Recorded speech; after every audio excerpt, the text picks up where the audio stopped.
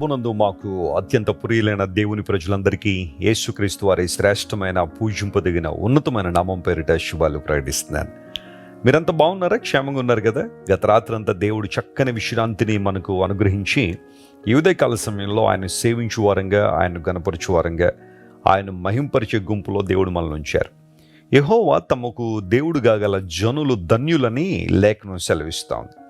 నిజమైన దేవుడు, సత్యవంతుడైన ప్రభువును మనం కలిగి ఉండడమే గొప్ప ధన్యత, అదే గొప్ప భాగ్యం. అనుభవపూర్వకంగా ఈ విషయాన్ని మీరు తెలుసుకున్నారు కదా. ప్రభువును కలిగి ఉండడమే మన జీవితంలో గొప్ప ఆశీర్వాదం. అయితే ఆయన మార్గములలో మనం నడుస్తున్నప్పుడు, ఆయన చిత్తాన్ని నెరవేరుస్తున్నప్పుడు మరిన్ని దీవెనలు, ఆశీర్వాదాలు ఆయన మన మీద కృమ్మరించే దేవుడు. ఆయన ఏదో అరకొరగా ఏవో నా దగ్గర లేవన్నట్టుగా ఇచ్చేవాడు కాదు. ఆయన కృమ్మరించే దేవుడు. తన ప్రేమను కృమ్మరించాడు, తన కృపను కృమ్మరించాడు, తన దీవెనలు కూడా కృమ్మరిస్తానని వాగ్దానం చేసిన దేవుడు. మనందరూ కూడా ఆధ్యాత్మికంగా పటిష్టంగా ఉండాలని దేవుడు ఆశిస్తున్నాడు. అందును బట్టి లేఖనాలు దేవుడు మనకు అనుగ్రహించారు. ఈ లేఖన భాగాలు మనం చదవడం ద్వారా, దేవుని వాక్యాన్ని మనం అనుసరించడం వల్ల మన జీవితాల్లో ఎన్నో ఆధ్యాత్మిక దీవెనలు మనం అనుభవించగలం. ఈరోజు వాగ్దానం కోసం మీరందరూ కనిపెడుతున్నారు కదా. లేవీ కాండము 18వ అధ్యాయము 5వ వచనం ఈరోజు వాగ్దాన సందేశంగా మనం విందాం. The book of Leviticus chapter 18 and verse 5. మీరు నా కట్టడలను, నా విధులను ఆచరింపవలెను, వాటిని గైకును వాడు వాటి వలన బ్రతుకునో, నేను యెహోవాను. ఎంత చక్కగా ఉంది ఈ మాట చూడండి. నా కట్టడలను గైకును వాడు బ్రతుకుతాడు, ఎందుకంటే నేను యెహోవాను. దేవుడు మాట్లాడుతున్న మాట ఇది. నేను ఉన్నవాడను, అనువాడను అని మోషేకు దేవుడు సెలవిచ్చాడు. నిర్గమకాండం 3:14 మాట మనం చూస్తాం. నేనే అని దేవుడు చెప్పాడు.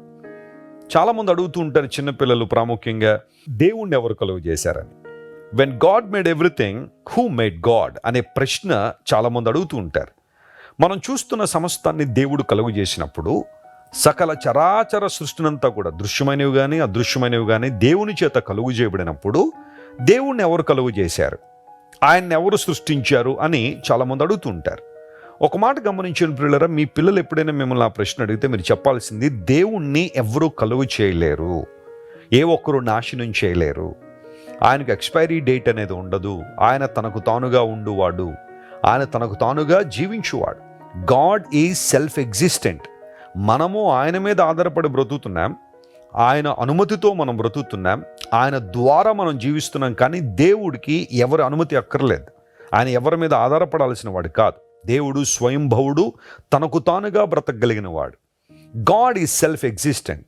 ఒకవేళ మనం చేతులతో ఎవరినైనా క్రియేట్ చేశాము అంటే వాళ్ళు దేవుళ్ళు కాదని అర్థం.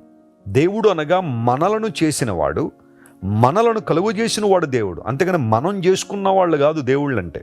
చాలామందికి ఈ విషయంలో సరైన అవగాహన లేక తమ చేతులతో తాము చేసుకున్న వాటినే ఆరాధన చేసేవాళ్ళు చాలామంది ఉన్నారు. కానీ వాస్తవానికి దేవుడు మనల్ని కలుగు చేశాడు అనే విషయానికి అవగాహనలోకి రాగలిగితే ఆ సృష్టికర్తైన దేవుణ్ణి మనందరం ఆరాధించడానికి నియమించబడ్డాం.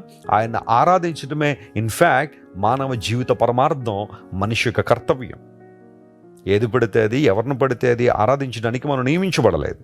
సృష్టికర్తన దేవుడు, మనలను కలుగు చేసిన దేవుడు, మనల్ని నియమించిన దేవుడు, మనల్ని రూపించిన దేవుణ్ణి మనం ఆరాధన చేయాలి.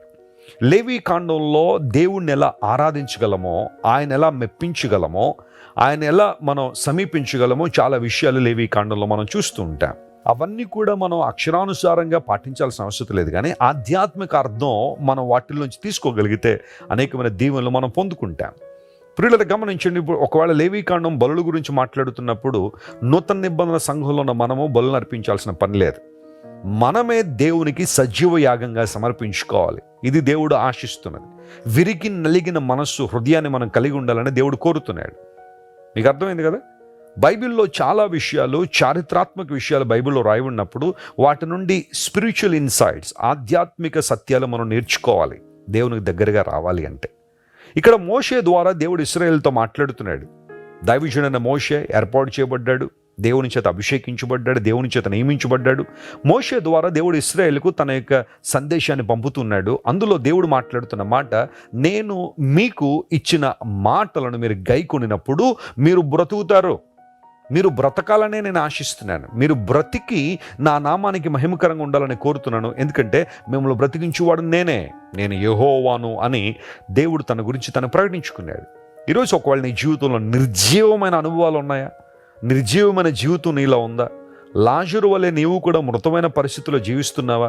అదేంటండి వెస్లీ గారు, నా దేహం బ్రతికే ఉంది కదా, చాలా సంతోషంగానే తిరుగుతున్నాను, అటు ఇటు పరిగెడుతున్నాను, నడుస్తున్నాను, ఏది కావాలంటే అది చేస్తున్నాను, నిర్జీవం నాలో ఉందంటారేంటి అని మీరు అనొచ్చేమో. కానీ ఓ పాపము మనిషిని నిర్జీవంగా మార్చేస్తుంది. జీవము లేక మానవుడు కొట్టుమిట్టాడుతున్నాడు. లోపల ఉన్న ఆత్మలో జీవం లేదు. యేసు ప్రభువారు ఎందుకు ఈ లోకానికి వచ్చారంటే మనందరినీ కూడా బ్రతికించాలని. పౌలు భక్తుడు అదే అంటాడు, మీరు మీ అపరాధముల చేతనో పాపముల చేతనో చచ్చిన వారై ఉండగా క్రీస్తుతో కూడా మీరు బ్రతికించబడ్డారనే మాట ఎఫెసీ 2:1 మనం చూస్తున్నాం. పాపం మనిషిని మృతమైన అనుభవాల్లోకి నెట్టేసింది. యేసు ప్రభు జీవాధిపతిన దేవుడి లోకానికి ఎందుకు వచ్చాడో తెలుసా? మనందరికీ జీవాన్ని ఇవ్వడానికి, మనల్ని తిరిగి బ్రతికింపు చేయడానికి అని లోకానికి వచ్చారు. ఒకవేళ ఈరోజు నీ జీవితంలో నిర్జీవాన్ని అనుభవిస్తున్నావేమో, ఏ విధంగా ఆనందం, సంతోషం, సమాధానం లేక, నీ జీవితంలో దేవుని మాటకు స్పందించలేక, ఆయన చిత్తాన్ని గ్రహించలేక, పరిశుద్ధాత్మ స్వరాన్ని వినలేక నిర్జీవమైన బ్రతుకు నీలో ఉందేమో, నీ దేవుడు నిన్ను బ్రతికించగలడు. ఆమేన్.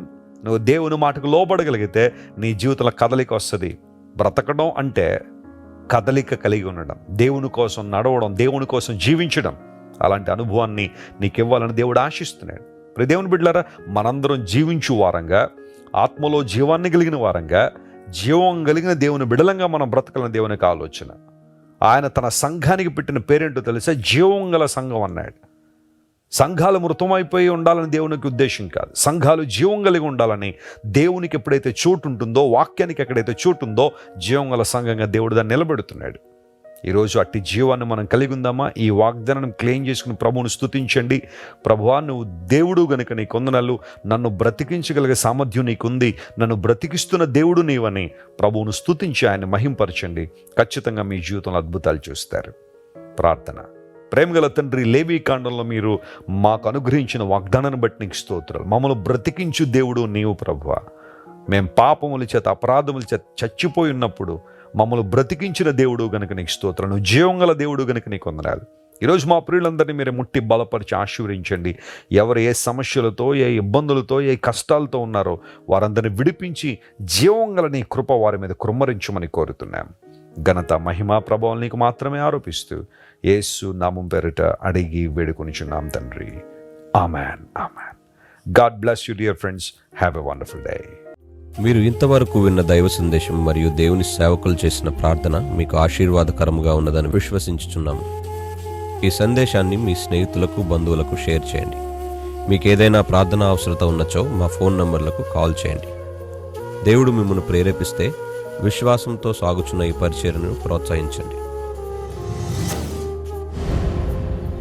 మరిన్ని వర్తమానాలు, పాటలు వినుటకు జాన్ వెస్లీ మినిస్ట్రీస్ అను మా యూట్యూబ్ ఛానల్ను సబ్స్క్రైబ్ చేసుకొనండి. ప్రభువైన యేసుక్రీస్తు కృప మీకు తోడైండును గాక.